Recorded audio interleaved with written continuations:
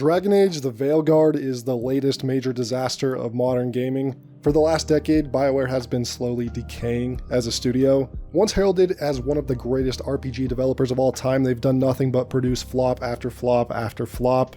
Dragon Age Inquisition was a divisive release at its time and even now, showing hints that BioWare was slowly losing their way back in 2014. Mass Effect Andromeda only cemented that idea, with the game being a gigantic disappointment to all Mass Effect fans, having some of the worst writing, animations, and dialogue. Anthem was a game BioWare had no business making, a looter shooter developed by a studio that specialized in single-player RPGs. Probably should have been the last thing on their mind. And now, Dragon Age The Veilguard, a game developed for modern audiences that takes the series in a baffling direction, wiping away the badass and iconic art style from the original games into some C-grade level Pixar schlock, with a heavy focus on squeaky clean writing, transgender pronouns, and a generic mobile game level hack and slash gameplay. And like most games, the only ones praising this game are the mainstream news sites. No surprise there, really. As a non-binary person myself, Veilguard includes some of the most authentic representation of coming to terms with general gender stuff, and having to navigate your family's reaction to it I've yet to see in a game. If we never get another Dragon Age, at least it got to go out on a high note. Even if that means our world has to burn. Yep, that's all you need to hear as to why IGN gave this game a 9 out of 10. Ever since its reveal trailer earlier this year, Dragon Age The Veilguard has rightfully been getting a lot of backlash from fans of the original games, and for those who have never played the games, nothing about the marketing makes Veilguard look or sound enticing. BioWare developers have been attacking fans on social media in regards to the character creator that's extremely limiting and full of current year gender identity politics and sanitized customization options, criticizing fans who take issue with the change in the art style, specifically with the Kunari designs, among many other criticisms. And as we know, attacking fans has never worked out well for studios in the past, the Saints Row reboot being a shining example of what happens when you completely change the identity of a franchise in favor of modern-day social politics and dumbing down gameplay to an elementary level, and it seems like that's the route BioWare has taken with Dragon Age. Veilguard is a new and also worse direction for the franchise, and the future of BioWare now hangs in the balance. Like the closure of Volition, could they be the next studio shut down due to butchering an iconic franchise in favor of modern audience game design? Yes! You're right now, yes! Because yes, right now, yes! Mahomes is the best football player. How many times do I have to say yes? Yes! Why? Okay, in that case. Yes! Yes!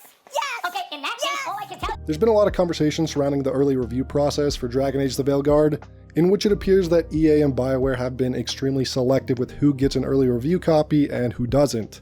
YouTuber Wolfheart FPS posted on Twitter saying, 3 creators, myself included, were a bit more critical than others with our hands-on time with Dragon Age The Veilguard. Not a single one of us will be getting a review code with time to actually give opinions before release. Just thought I'd throw that out there. Luke Stevens is another creator that was also passed up on receiving an early review code. ACG, one of the better reviewers out there, was also denied a copy. And Fextra Life, who had previously put out a 6-hour impressions video critiquing the game a bit, were denied their early access code as well, despite being promised one ahead of time. So BioWare and EA were being extremely selective with who they gave a code early to, and it seems like they chose only the people they thought would give them a glowing review. People like SkillUp, who are often far too forgiving in their reviews. But unfortunately for them, this time around, SkillUp spent 45 minutes telling everyone not to buy the game and critiqued every single aspect of the game, which probably came as a bit of a surprise to them. Dragon Age The Veilguard is a colossal disappointment. I really can't put it any other way. I spent 50 hours playing this, and it was time I desperately wished that I could get back. I started having my doubts at around the 10-hour mark. I was thoroughly checked out at the 20-hour mark, and the remaining 30 hours were just excruciatingly painful as I was forced to suffer through the endless morass of banality that is Dragon Age The Veilguard. The writing is frankly terminal. It lacks any nuance or wit or wisdom. It cannot communicate ideas except to say them aloud to the camera. It manufactures petty, unbelievable tension because it doesn't know how to create anything more real, and it's too scared to ever be truly confronting or dark for fear that it might make the audience uncomfortable. Every interaction between the companions feels like HR is in the room, and every interaction led by the main character, Rook, sounds like he's addressing an under-12 soccer team before a semi-final, or teaching toddlers how to properly share toys. The world design is so weird. I have never encountered worlds quite like this.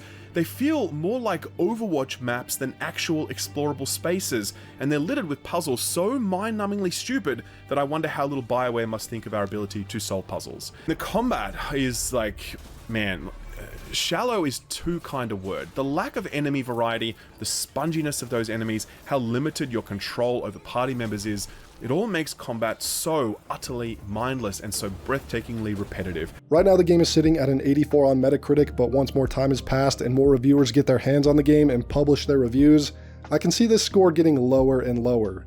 Everyone already knew that these mainstream sites would be giving it glowing reviews because it aligns with the ideologies they love to push in their articles every day.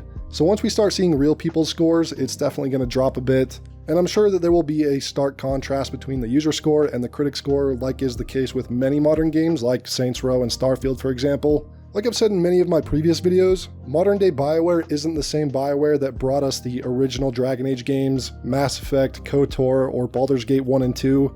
There has been a massive amount of talent that's left the studio, a large number of which shortly left after the release of Anthem or even before. Veilguard is a game developed by a completely different set of developers and writers, and it absolutely shows. He, him, she, her, and they, them, and then your gender is man, woman, non-binary. Love that. Love the inclusivity. Top surgery scars are also included in this for all of our trans and non-binary rooks out there. I absolutely was blown away by this. It's beautiful to see the inclusion in the game and to see yourself represented. A lot of this really isn't surprising when you take one look at the game director. Coming out as transgender to different NPCs in the game unlocks new dialogue options. If that isn't straightforward modern day socio-political propaganda, I don't know what is. You've chosen to encourage Tash by focusing on the benefits of a multicultural background. For this to be an actual gameplay decision that makes characters like you is obvious propaganda as well.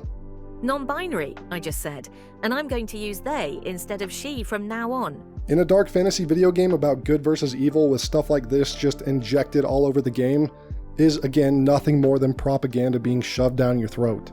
It's hard to say how well this game will sell, but I'm betting it will definitely fall short of EA's sales expectations. And even if it does manage to sell a few million copies, it might not make back its $150 million budget. And if it doesn't, that could definitely be bad news for EA and ultimately BioWare, whose future existence could be in jeopardy. But let me know what you guys think in the comments down below. Thank you all for watching, and I'll see you all in the next one. She hates it. No, I don't hate it. It's really nice. Temperature. I won't be upset if you don't like coffee. He really wouldn't. I know, but, sorry. It's just this thing I do sometimes. Acting so people will like you? It sounds terrible when you say it like that. I know I don't need to do it. I just do.